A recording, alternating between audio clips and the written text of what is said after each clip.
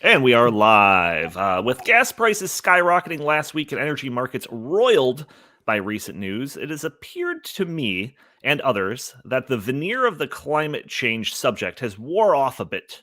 It's worn a bit thin, I should say. And one of our guests today is going to go a step further by proclaiming that the climate change agenda is dead. We're going to be talking about this and more on episode 337 of the In the Tank podcast.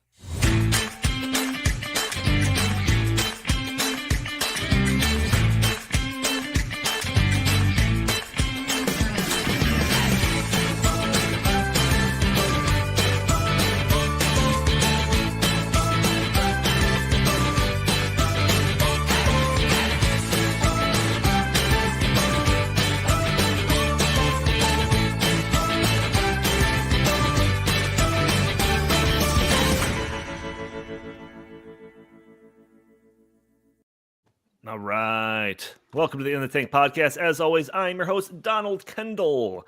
Joining me today, I've got Jim Lakely, a VP of the Heartland Institute. How are you, good sir? I'm doing well. Happy Thanksgiving. Happy Thanksgiving, everyone. That is my favorite holiday. Happy St. Patrick's Day to all of my fellow Irish Americans and everybody else who gloms on to my cultural heritage. That's fine. We're okay with it. And I also just want to warn all of our viewers and listeners that what you're about to hear will be labeled Russian disinformation by our ruling class. But maybe in about 3-4 months, maybe even up to a year, the New York Times will then report on everything we say here as true, and everyone will just pretend that never happened. That is basically the pattern that we have seen over the last few years. Also joining us, Linnea Lueken, Research Fellow for Energy and Climate Policy at the Heartland Institute. How are you today? I'm doing really well. And just like Jim is a Nostradamus for these sorts of things in the news, always remember that the Babylon Bee reported it first. That's right. That's right. I frequently can't tell whether or not something is satire or reality anymore because the lines of reality are so blurred nowadays. And lastly, a special guest today, we have Steve Milloy, creator of junkscience.com, author of several books on science, energy, and environmental policy, served on the Trump administration EPA transition team, and he's also a member of the board of directors here at the Heartland Institute, so I will make sure to be on my best behavior. Steve Milloy, thank you for being on. Yeah, sure. So I know you said lastly, but certainly not leastly. And I will be the one that pronounces or gives the climate agenda its last rites. That's right. Yeah. Spoiler alert. As I mentioned before, one of our guests with the proclamation that the climate change agenda is dead, that is Steve Milloy. We will get to that in due time, though. Real quick, though, audio-only listeners, you're probably listening to this on a Friday. You can join the show or watch it a day earlier on Thursday by joining us live on YouTube, Twitter, Facebook, Rumble, I think we're even on. So you can join in the conversation, leave your comments, your questions in there. Maybe we'll respond to your comments or questions live during the show. Also, if you made a habit out of watching our show on the Heartland Institute YouTube channel, we have made a separate channel just for this show after YouTube targeted our show, our channel, because of some quote-unquote misinformation about COVID.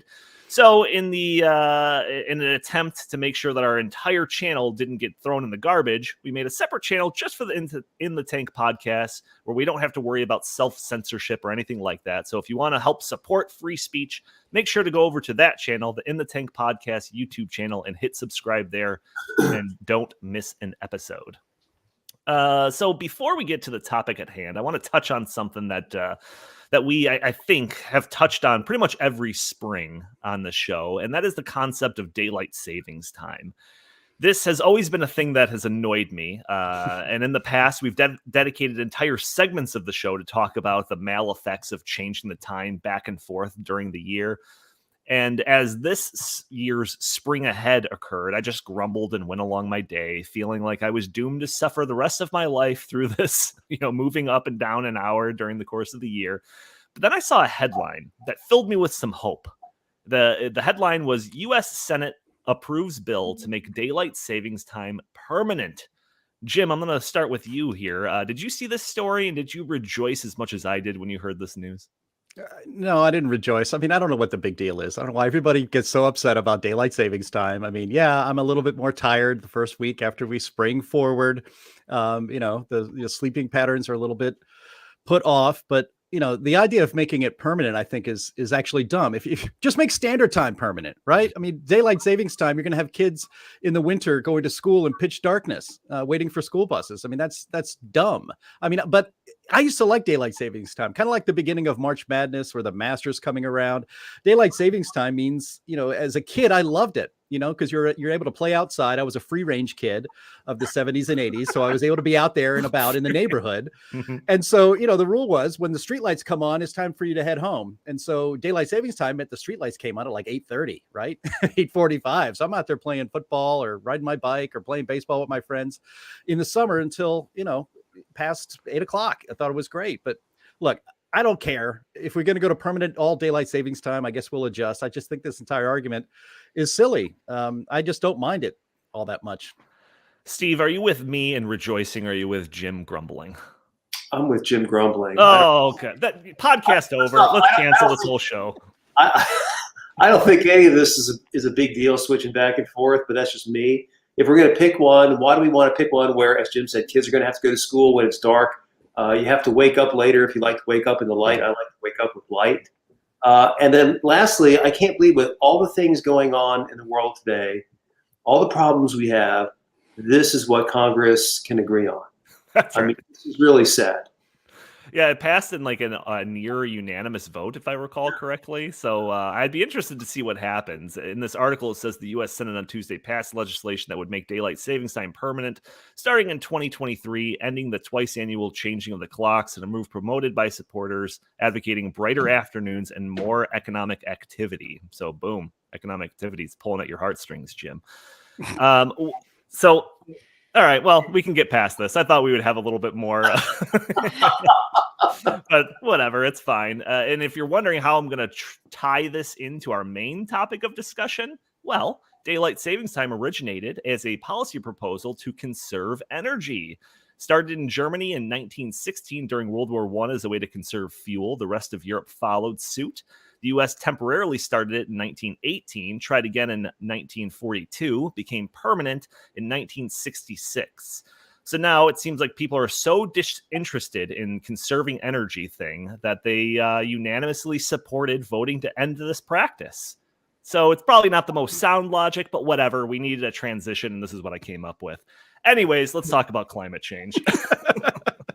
Unless, Linnea, you have some strong feelings. And if you are on their side, don't even bring it up. All right, I'll stay quiet on this one then for you, Donnie. This is outrageous. I think this topic is now officially Donnie, you're dead. out of your element. Donnie, you're out of your element. That's right. All right. I think this kills the topic forever on the podcast. Yeah, I hope they all enjoyed it. I guess so. I got to bring John Noderf back. Who wants to save energy? I know, we got plenty. So last week, we talked about the energy situation caused by the terrible energy policies passed by Western society countries that have been exacerbated by the war in Ukraine. We covered a lot of ground in that episode, so I urge everyone that missed that episode to go back and watch it.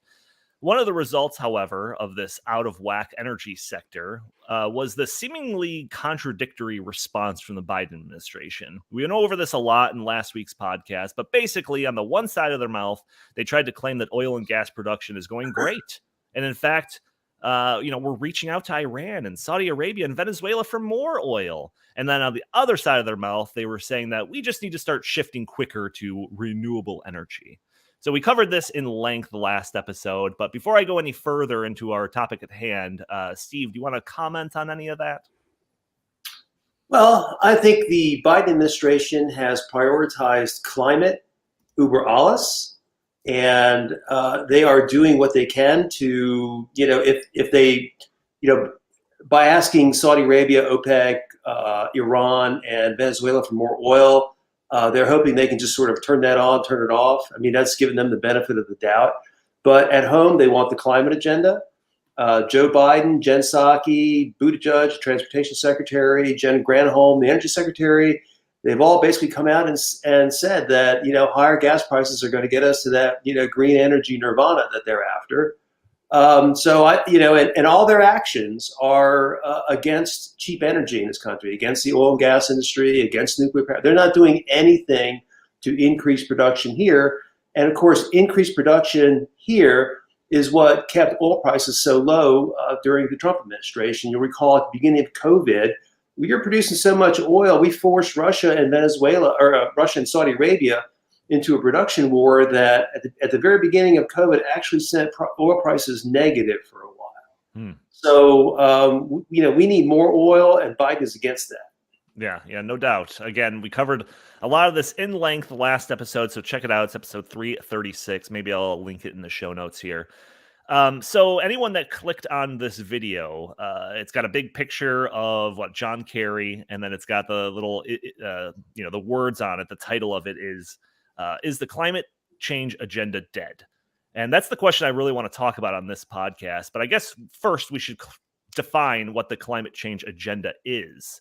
So, Steve, I'll lean on you a little bit to define, your terms before we jump into this a little bit. What is the climate change agenda? Right. The climate change agenda is the whole Green New Deal agenda. It's everything you hear about environmental today. This is all part of the climate agenda, the Green New Deal agenda, whatever you want to call it. Everything that environmentalists push for, the planetary good is really all about their control agenda. These are people that want to tell you where to live, where to work, what to drive, what kind of energy you can have, how many children you can have, what kind of food you can eat, and it's just endless. I mean, how much water you can flush your toilet with, what kind of light bulbs you can have. There's no part of what you can invest in. There's no part of your life they don't want to control, and that is the crux of the climate Green New Deal agenda. That is very nicely put. I'm glad I leaned on you instead of trying to mangle some definition myself. So that's great. So when I saw the news of the Biden administration going hat in hand to Iran, Saudi Arabia, Venezuela for oil, my first thought was, well, so much for worrying about climate change, because they're trying to get more oil from these countries. An increase in gas prices caused the ruling class to basically temporarily cast aside their climate change agenda to protect their political capital. This was the thought that was going through my head like a week or so ago when I saw that story. So, we've seen this before, right? We've seen something similar in France a few years back when the streets erupted with yellow vest protesters over a 30-cent increase of their gasoline tax. Existential threat be damned if it means I have to pay an extra 30 cents for a gallon of gas. And ever since that story of the Biden administration reaching out to those countries for gas, I've seen a few more stories that suggest that this fear over climate change is being put on the back burner until we can once again get cheaper energy. And nothing highlights this better than John Droopy Dog Kerry lamenting the war for taking attention away from climate change. I think we have this video on cue. Let John Kerry speak for himself a little bit here. Go ahead. I'm very concerned about Ukraine because of the people of Ukraine and because of the principles that are at risk in terms of international law and trying to change boundaries of international law by force. I thought we lived in a world that had said no to that kind of activity, and I hope diplomacy will win. But massive emissions consequences to the war, but equally importantly, you're going to lose people's focus. You're going to lose certainly big country attention because they will be diverted, and I think it could have a damaging impact. So, I think hopefully President Putin would realize that in the northern part of his country, they used to live on 66% of a nation that was over frozen land. Now it's thawing, and his infrastructure is at risk, and the people of Russia are at risk. And so I hope President Putin will help us to stay on track with respect to what we need to do for the climate. Yeah, that darn war taking attention away from climate change. Oh my gosh. Jim, I know that we've talked about this clip before. Linnea, I don't think you were on when we talked about it. What was your response when you first saw that? Other than John Kerry just being John Kerry with his foot and mouth disease, I'm sure that Putin is just staying up at night, not able to sleep because more Russian land is becoming farmable. I'm sure that that's Putin's number one concern, is that, there's going to be some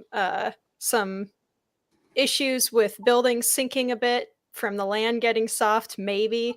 Right. And allegedly, maybe they'll be able to pull a plow over some of that. I'm sure he's upset by that.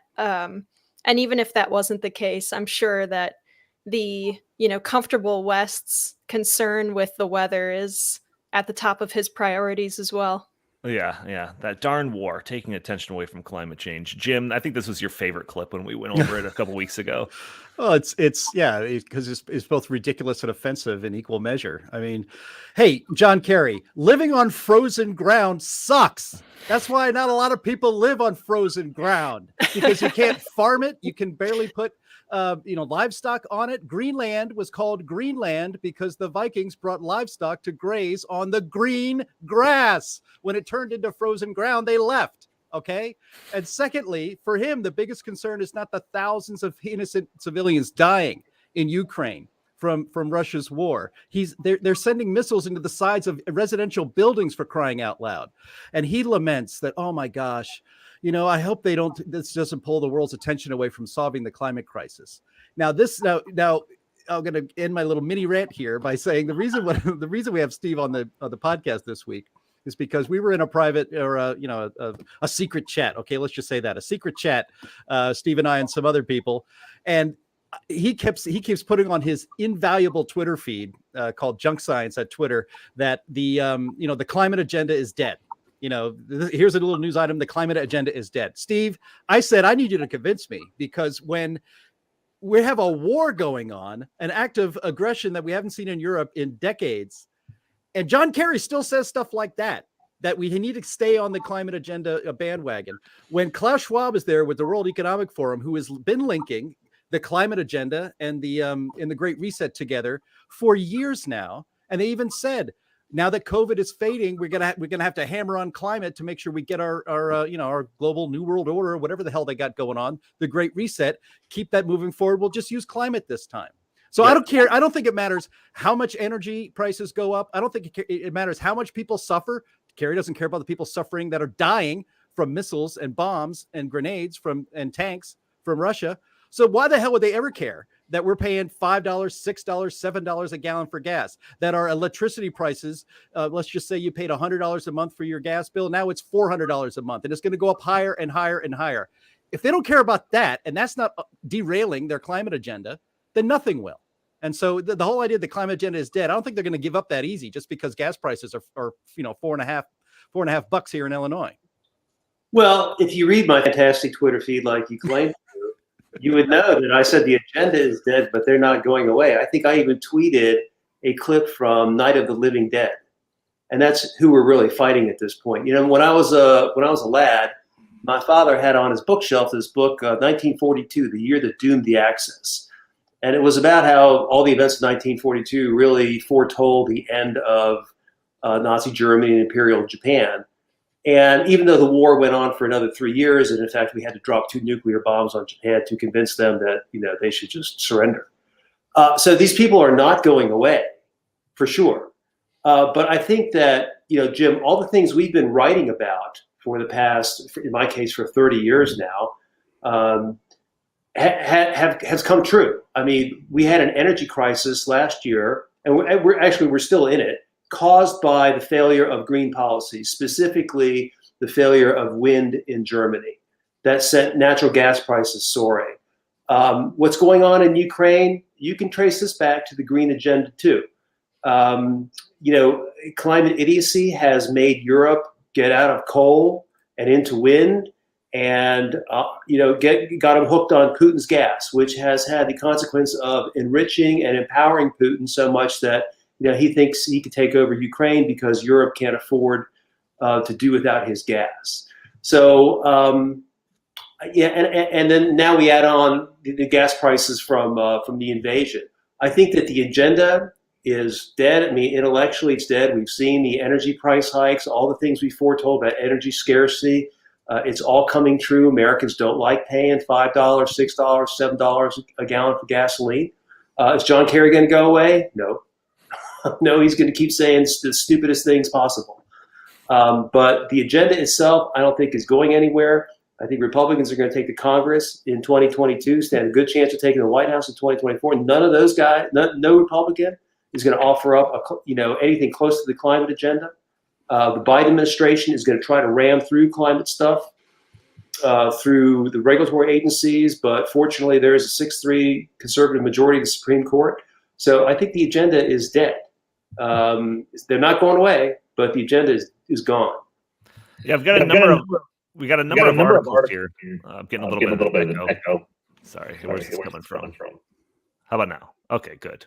Yeah, there's I got a number of articles here that I can thank Steve Milloy for bringing to my attention, because I went through his Twitter feed and found half the articles in this, my show notes from his Twitter feed.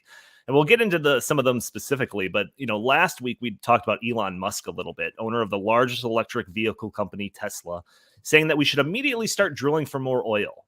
Like, this is a guy that has more incentive than maybe anyone else on the planet to push for more green energy, green energy. I had to put that in air quotes, saying that reality dictates that we produce more reliable energy here in the United States. So one of the first articles that I want to point to, and again, this goes credit to Steve Milloy over here. It's a New York Times article. Can Germany break up with Russian gas? So it's from Paul Krugman. You tweeted this out saying even Paul Krugman wants Germany to burn more coal to get off of Russian gas. The climate agenda is dead. So care to explain this tweet a little bit? Well, yeah. So, I mean, Paul Krugman, he acknowledges that, at least temporarily, and, who knows how long temporary is, could be 20 years or more, we need to produce more oil and gas because that's what our society runs on. And it's not just Paul Krugman. There's a congressman from California, Ro Khanna. He is one of the head inquisitors in the House Big Oil Inquisition, accusing them of doing all sorts of bad things to the climate. And even he has said, we need more oil production. So, when all these lefties and people that are, interested in green energy are acknowledging, even if they think we need to do it for another month, I mean, keep in mind, people like Greta and even I think Joe Biden said the world is going to end in 8 years. So the fact that they're willing to increase oil production means that we can't take anything else that they say very seriously. Yeah, it's an interesting piece here. In it, Krugman bemoans Germany's dependence on Russian natural gas, and he says the situation should never have been allowed to happen. Successive U.S. administrations, going all the way back to Ronald Reagan, have warned Germany not to let itself become so dependent on a despotic regime. One of those presidents being Donald Trump. We played that clip of him last week talking about how Germany should get off of the Russian gas train, and they laughed at him. So Paul Krugman agreeing with Donald Trump, something is out of whack when it comes to the climate change agenda. In the article, it says an important new study by a group of German economists estimates that eliminating gas imports from Russia would require cutting gas consumption by about 30% to around 600 terawatt hours from around 900 terawatt hours. Why not 55%, the Russian share of German gas? Because Germany can probably get somewhat more gas from other sources and limit the use of gas for electricity generation by relying on coal and nuclear power. And then he puts, yes, coal must be phased out to save us from climate catastrophe, but not in the middle of a war. So to me, this screams that worry over climate change is a luxury problem. People only care about it when they have absolutely nothing else to care about. Yeah, I see you nodding about that. Do you agree? Yeah. No, I mean, I refuse to acknowledge it as a problem to start with, but let's also not forget that Germany, Europe has as much fracking potential as the U.S. But Putin, for years, has been paying green groups to prevent fracking in Europe and in the U.S. He's failed in the U.S., but he has succeeded in Europe. That Germany is so dependent on Putin is because Putin has paid the green activists to force Germany to be that way. You could call it collusion. You could. Russian collusion. Yeah. For real. Yeah, I mean, Linnea, I'm sure you've seen some of the same polls that I've seen over the years, where they poll people on what their top concerns are going into maybe an election season or something like that, and routinely climate change is found towards the bottom of that list. So is this just a problem only when there's no other problems? From all indications, yes, but it's so interesting when you look at the different kinds of polls that they do. So you'll have one poll right before an election that'll say, where do you rank climate change, according to the rest of these other issues? So you'll have the economy, you'll have border crisis, all that kind of stuff. And all of that routinely gets ranked above climate change. But then when you do a poll just on climate change and you ask questions like, are humans causing it? Is it an existential threat? Most of the public will respond yes. So there's a weird disconnect going on where if you ask someone in a vacuum about climate change, where there's no other question being asked, they say this is the most big threat, the most important and vital threat. It's destroying our economy, it's destroying people's lives and their homes and everything. And in 8 years, we're all going to be underwater. But then as soon as you bring in another issue, almost any other issue, it's, well, we got to work on these other things first.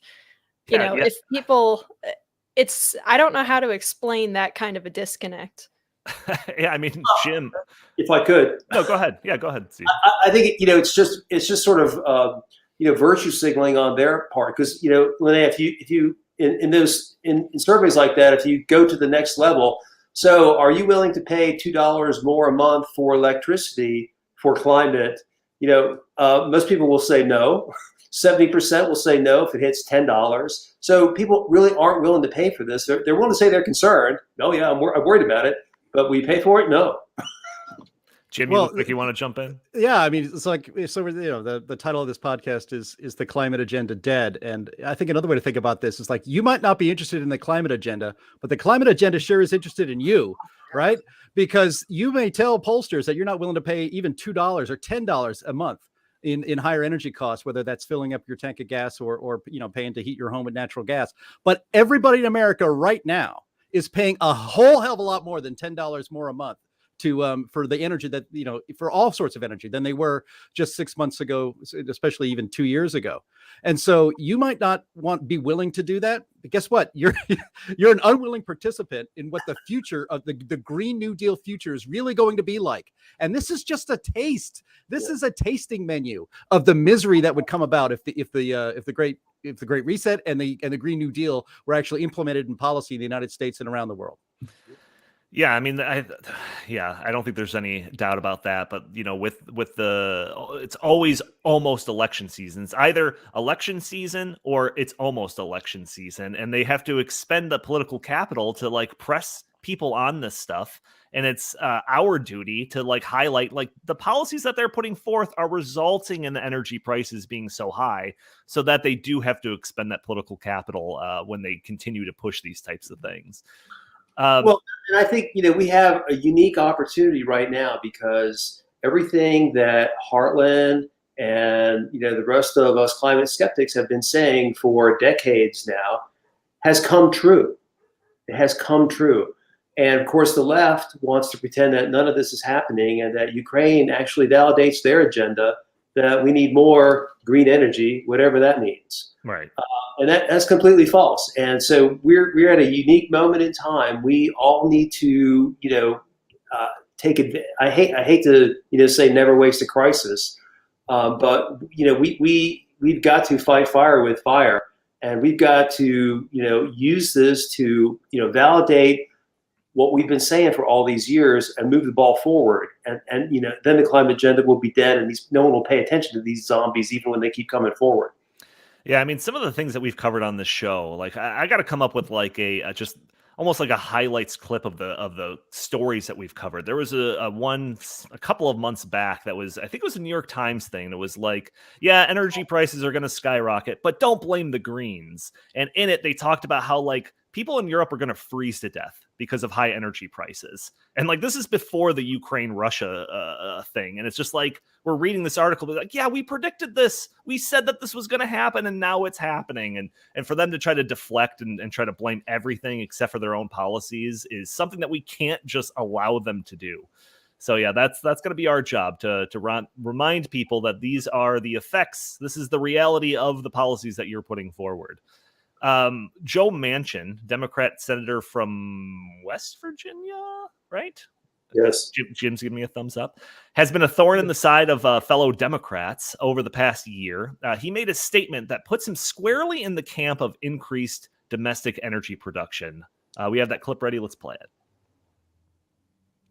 Why don't we ramp up and use the energy that we have? And we have the ability. We have the producers that can do it. They just need some support, that's all. Rather than beating them up and taking a club to them, let's basically encourage, basically do more. Be able to produce more quicker, and let's make the United States of America truly energy independent. So Joe Manchin, he's a moderate, yes, but when given the choice between energy independence and a futile attempt to stave off 0.01 degree warming in the next few decades, he's going to vote with Republicans all day long. So election-wise, it seems like the winning bet is to side with Americans whose pocketbooks are taking a beating due to these high gas and energy prices. Steve, do you suspect that Democrats will double down on climate change policies or soften come midterms? Well, let's keep in mind, Joe Manchin is the only Democrat to really, come to sanity. The others we talked about, Krugman and Ro Khanna, I don't think they really believe what they're saying, but I mean, they're willing to say it. But Joe Manchin really believes this, and I'm really quite impressed. He got elected in 2010 by putting a bullet through the cap and trade bill at the time.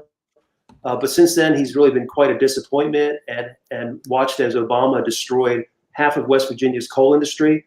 But last year, I got to say, he really stepped up to the plate. He single-handedly stopped Biden's Build Back Better, which had all kinds of crazy stuff, including the federalization of the electricity grid. And a couple weeks ago, he had a fantastic hearing slamming the Biden Federal Energy Regulatory Commission for trying to use climate as a means of blocking new pipelines. And his statement yesterday, we need more energy quicker. Could have said it better myself. So I'm really impressed with him. Of course, he is from West Virginia, which I think 98% of electricity comes from fossil fuels, and he is part owner of a coal company himself. But his conduct recently and his advocacy has been key. We all owe him a huge debt of gratitude. Yeah, no doubt about that. And when it comes to like Democrats on this topic of climate change, obviously there's a spectrum. You could put Joe Manchin on the one side, advocating for increased domestic energy production, trying to return to energy independence. And on the other side, you've got the AOCs of the world, right? Surely there's a middle ground there. And I'm wondering, what do you think that middle ground of Democrats are going to run on come this midterm when it comes to this topic of climate change? Are they going to stray away from the pack and go more towards the Joe Manchin side, or are they going to double down and get closer with AOC? What do you think? Well, I mean, I think you'll see them say anything. I don't know what the situation is going to be in the future, how current events are going to develop. I know that they will try to say anything. They will try to do anything. The New York Times finally acknowledged today that Hunter Biden's laptop was real, even though it was Russian disinformation, and that helped change the results of the election. So they will do anything. They will say anything. But you got to remember who these people are at their core. Okay, these people are communists. They want to control just look at COVID. I mean, that was a Democrat. Democrats forced that on us. Forced it on Donald Trump, used it to defeat Donald Trump. That's what these people are like. They would use climate the same way. They wanted to come out of COVID and go into climate lockdowns with, the Great Reset. Now they want to use Ukraine as a reason why we need to be, 100% renewable energy. I mean, these people are, never forget that, never listen to them, just vote them out of office. Yeah, I've always said that you can never expect to say "I told you so" to your political opponents, because they'll just double down and come up with made-up reasons of why their main point is still the case. Jim, I didn't know about that Hunter Biden thing. That just goes to that rule that you set off at the very begining of this. It's a conspiracy theory, and then a year later, the New York Times will confirm it. Well, I knew a lot of our listeners would get it, and I didn't expect you to. I had no expectations. But I knew a lot of our listeners would have gotten it. Yeah. Well, what do you think, Jim? Put on your Nostradamus hat. Do you think that you're middle of the pack Democrats are going to double down on green energy policies, or do you think they're going to see the light and go down the Joe Manchin route? No, I think Joe Manchin is going to be a caucus of one, basically. I mean, he can only take his sensible stand on climate and energy policy because he's from West Virginia, and it's the biggest coal state in the country, or at least used to be. Maybe it's number 2 now, behind Wyoming or something like that. But he can afford to be that way. And in fact, his voters demand that he be that way. I think Trump took West Virginia by 31 percentage points. I mean, that's about as close to unanimous acclamation you could get in any state in this country in our electoral college system. And so he has to be this way. So, politically he has to be, but I also think he's not, he's sensible. He understands what's important to West Virginia. He's certainly not getting any political mileage locally. Thank goodness, he has to be elected not by people in Washington, D.C., but by people a little bit farther away from Washington, D.C. in West Virginia to be able to go back and keep his job. So he's going to say what they want him to say. He's going to push policies that make sense to the people of West Virginia. Happily, it also makes sense for everybody else in the country for him to ignore the eco left, the radical green weenies that we have in Congress. But all that said, I think the Democratic Party is going to continue to double down on this, and they're going to, I hope this is a prediction that comes true. They're going to radicalize themselves into a very, very small party that has a very, very small caucus in Congress. That it's going to be the squad. They're going to be very loud. The socialists, the commies, as Steve accurately points out, are going to basically taking over the Democratic Party. And the American people are going to be moving away from them. They're already moving away from them now. I mean, we see the polls right now, numbers we have never seen on preference for voting for Congress, plus Republicans, right? I think it's the last poll I saw was like +7 or +9 in a preference for Republicans over Democrats for Congress. Even when Republicans make gains in Congress, they're not even plus anything. Usually they're down 2% or something in preference, and then they still gain. So this could be an electoral complete wipeout. And then maybe, you know what, Steve, maybe the commies in the Democrat Party will just go ahead and, reform the Communist Party USA, make it a real thing. And they could try to run for office on that one, and maybe we'll let the Democratic Party come back to where Joe Manchin is, because that's where most of the country is. Yeah, when you're looking on like just online, whether it's like the little Twitter echo chamber, it makes it seem like this doubling down on climate change policies, Green New Deal, anything like that, 100% renewable by whatever year is like still a very popular thing. But I don't think that it is when you're just looking at like the heartland of America. Linnea, do you think that this like doubling down, on climate change policy, stuff like that, which would probably resonate well on Twitter, is going to resonate with your average voter in like some of these Midwestern states or just basically anywhere? Not in the Midwest. I think that you will get the coasts on it. I really do think that a lot of those larger population centers will lean towards the left regardless of their energy policy. Because let's keep in mind, you've got the New Yorker, you've got the Times, you've got all these major publications that people read because they think that it makes them smart to read them. Right. And they all toe this line, right? So I think that you'll have, a big divide between, as usual, the coastal elites and the people in the heartland of America who just want to be able to plant their fields, just want to be able to drive their kids to school or, normal everyday stuff, right. Buy things at the grocery store. And the more pressure the policies that are being enacted put on being able to do those things, I think you'll see some pretty good lashback at the Democrats in the polls. But let's keep in mind, again, the media influence, and also, when they publish these kinds of polls, what they're doing is not reflecting what people believe. What they're doing is trying to influence what people will believe when they publish this stuff. Right. So I think they're going to work really hard. They're going to double down.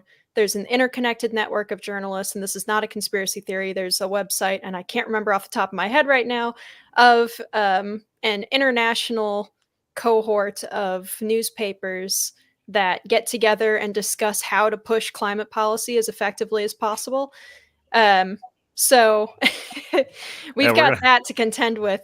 I think that we'll probably see some good news for us from Middle America, but I would not hold my breath for the coasts.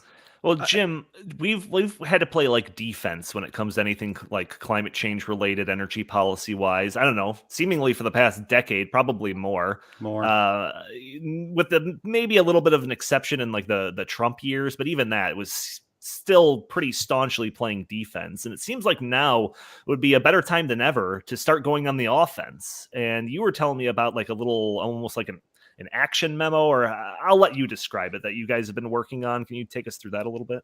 Well, yeah, to allude back to the secret meetings that I have with Steve and other secret people, we kicked around the idea of, well, this is an opportunity to communicate sensible energy and environmental policies in this country, because frankly, energy has been so cheap, especially through the Trump years, that you could indulge this nonsense talk about going fully electric vehicles, like fully electric school bus fleets and all of that nonsense. Tesla, by the way, speaking of electric vehicles, just raised the price of their lowest, now the average price of a Tesla, I'm sorry, the least expensive Tesla is now $47,000 instead of, I think it was 39. So, that's coming.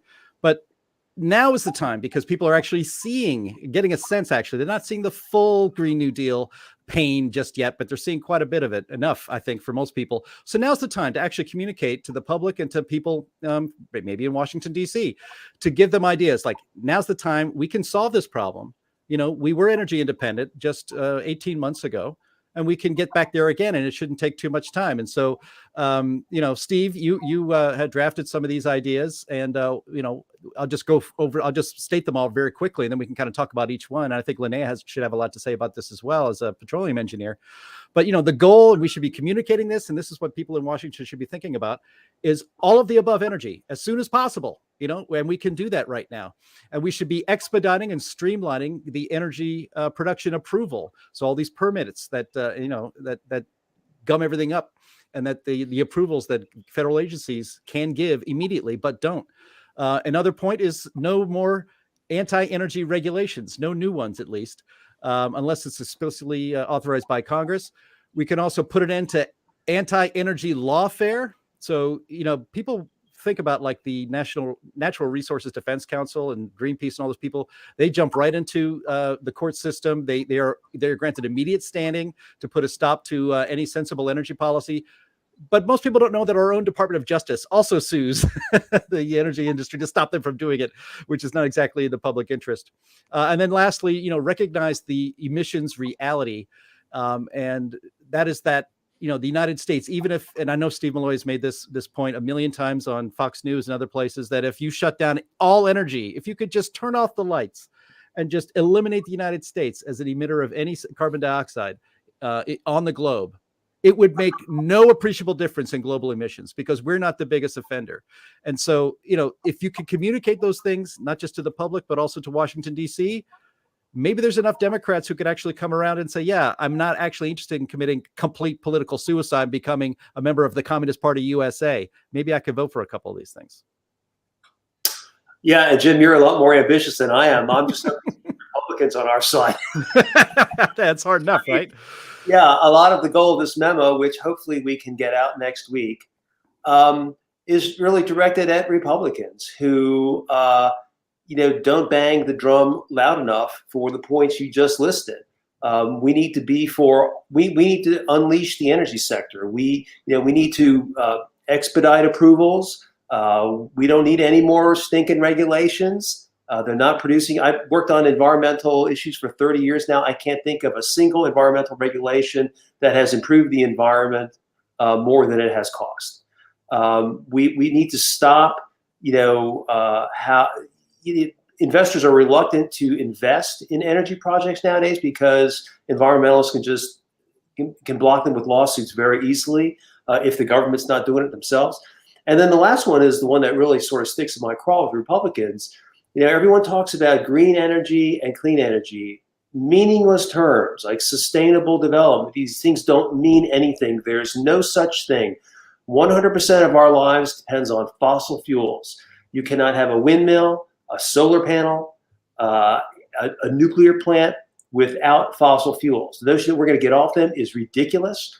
These things all have their own, adverse environmental consequences, if you will.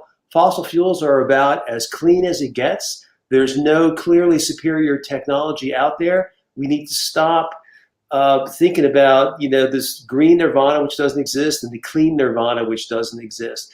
And unfortunately, not only there are Republicans that mindlessly parrot this stuff, there's, a lot of conservative talking heads mindlessly parrot clean and green. And then there are also these rhino groups that pretend to be conservatives that are well-funded actually from the left, and they're on the Hill all the time, brainwashing Republican politicians. Kevin McCarthy, who is likely to become the next Speaker of the House, one of his dear friends is this guy Frank Luntz, who masquerades as a Republican pollster, but he's actually a Democrat, and he's on board with the climate agenda. And so he puts his climate talking points. He pulls the strings on Kevin McCarthy with that, and this guy's going to be the GOP House Speaker. So we've got to be able to push against that, and hopefully this memo is a start in that direction.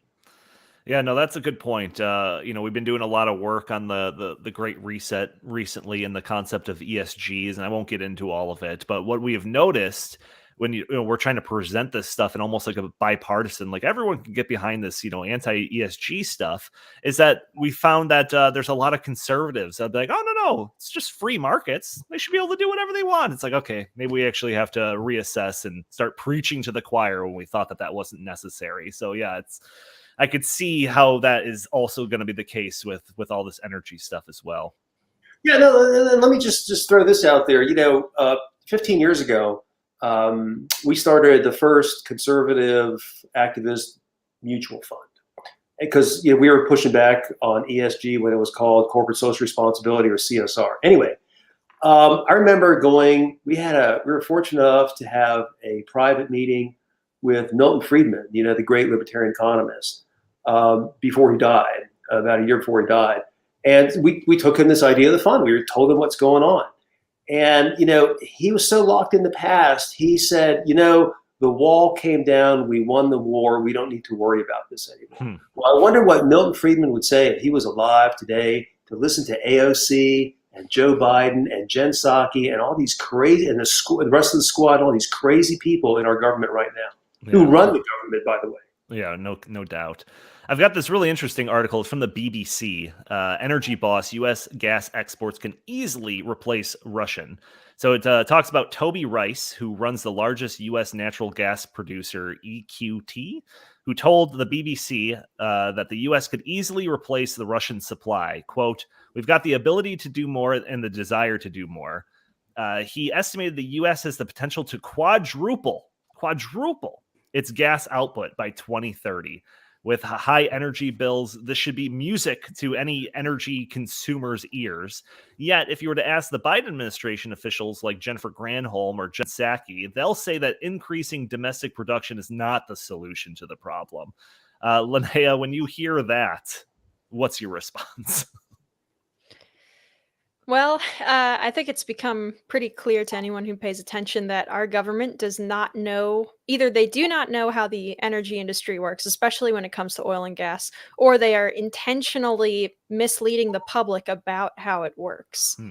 So on the one hand, yes, our production is back up to, I think, pre-COVID levels already. So we're already doing well relatively in terms of actual oil production. On the other hand, it could be a lot better if all these regulations weren't in place. And I've talked about it before, but we basically have an up and downstream attack on our especially natural gas industry. So you've got upstream, we've got this ESG stuff and fossil fuel divestment pushes from the government.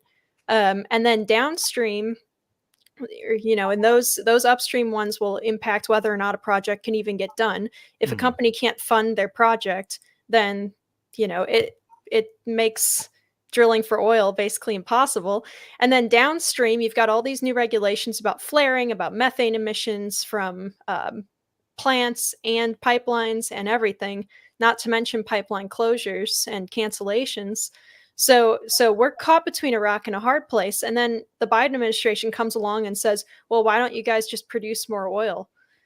the companies are sitting on their hands and not doing anything when they could be. And it's intensely frustrating because it's either they know and they're saying this stuff anyway, or we're being run into the ground by a bunch of morons.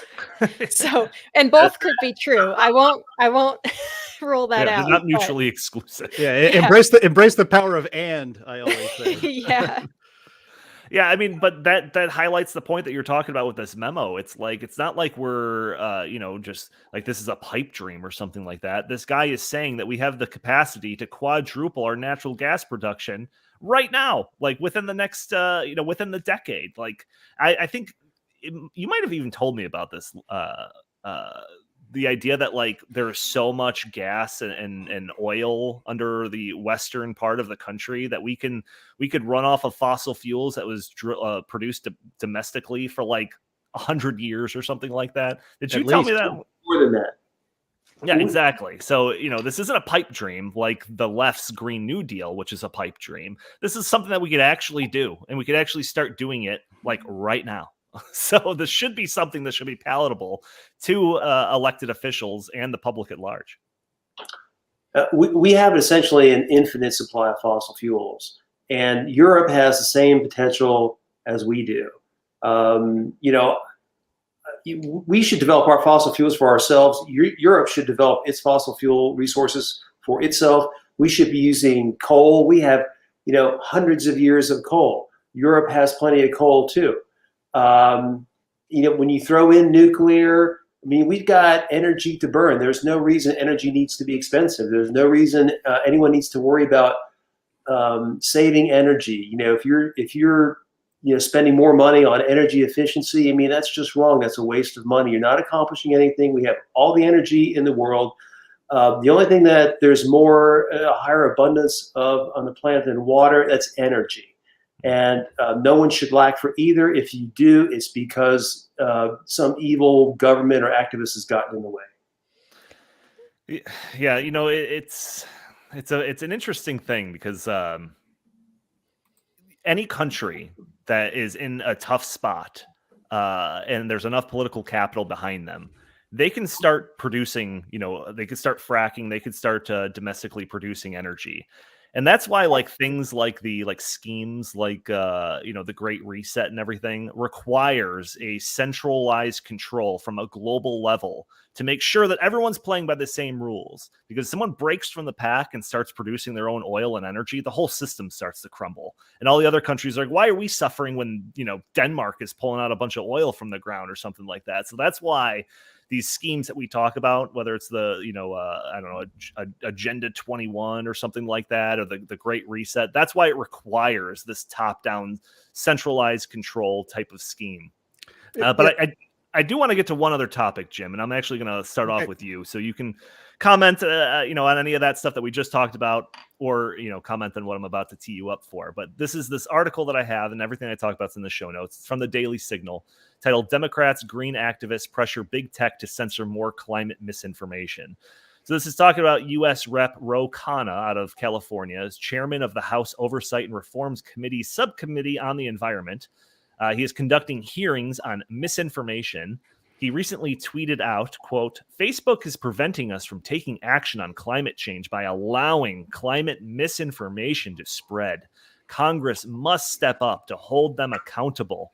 So I've been saying for a while now that the path they blazed with COVID is going to serve as a roadmap for the action that they want to take on climate change. The social media companies used a real heavy hammer to deal with COVID misinformation. So I'm not surprised by this move at all. And Jim, as a director of communications at the Heartland Institute, does Ro Khanna's statement send a shiver up your spine? It would if I hadn't been hearing it for the last 5 years, loudly and repeatedly from the likes of Ro Khanna, him. What did I call him? It's Ro Khanna. There you go. Ro Khanna. Yeah, and I think Raul Gravalia down in Arizona, he actually sent a letter to the Heartland Institute demanding that we basically stop talking about climate, and to also give all this information over to him so that he could sick his flying monkeys on all of our supporters and donors. And we told him to go pound sand. Senator Whitehouse, that clown, he also does it. So does Markey up there in Massachusetts. So this is par for the course right now. But you're right in that right now, I'm certain of it. I haven't checked, but I'm 100% certain that this video already has a flag on it with a link to Wikipedia, lest anybody believe anything we say about climate or energy, to go over to Wikipedia, which is garbage, and to learn the real truth about climate and energy. That's already on this. It's on every single video where we say the word climate. Their algorithms find that word. Climate. Great. Now, for sure, it's going to have it because I said it 7 times in a row. They put the flags on it, and these things are suppressed. We know that. If we monetize this channel, they wouldn't allow us to monetize this for certain. But this is par for the course. It should be concerning to everybody. The fact that we're evil. Frankly, I'm Steve Milloy. I am shocked that you're not banned from Twitter. I think we should we need to start a campaign. Ban Steve Milloy. That's at Junk Science on Twitter. Ban him. He shares so much of what they consider misinformation about climate and energy that I'm shocked that he hasn't been banned or suspended in some way. Yeah, it's really something. Oh, blue check too. Yeah, I know, a blue check. Ban the blue check, Steve Milloy. But the Heartland Institute has put on 14 international conferences on climate change. We've done a few conferences on energy. We've produced, there's volumes this thick of science on climate. We're the leading global think tank in the world when it comes to dealing with what's really happening to this planet scientifically, and what policies we should have as a society on energy. Number one in the world, without a doubt. And we are suppressed on social media because they do not want to debate us. The scientists, hundreds of scientists, literally, they don't want to debate. If they were, and I've been saying this for 10 years, I've been with Heartland. If they were so confident in their position, if their position was undeniably scientifically correct, they would embrace publicly debating the people at the Heartland Institute and people like Steve Milloy, because then they could slay that lying dragon once and for all. And they could do it in front of everybody, do it in front of the whole world, expose how we're wrong. But they don't want to do that. And there's a reason why they don't want to do that, because they're the ones who are wrong. They're the ones in control of all of the media and all of the levers of power around the world, frankly.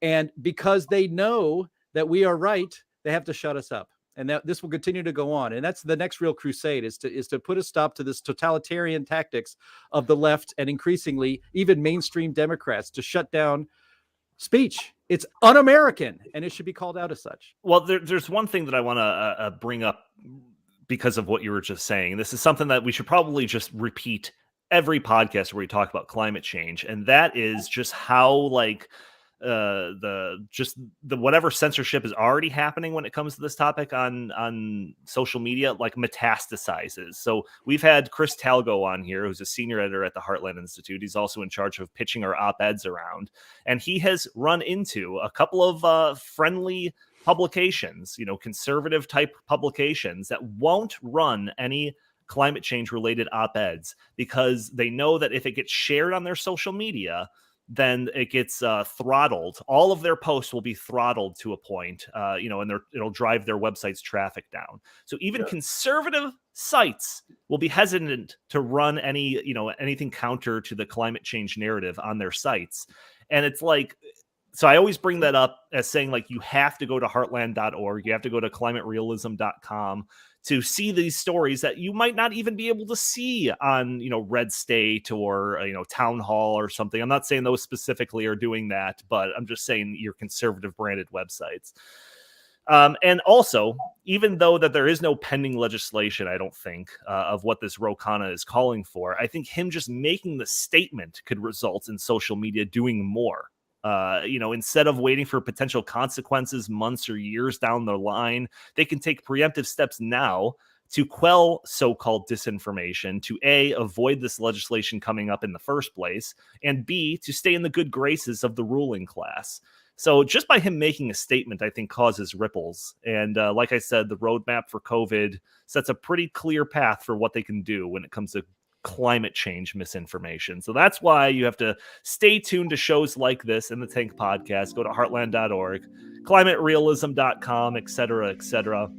Before I officially wrap up the episode, does anyone have any last points they want to get off their chest or anything like that?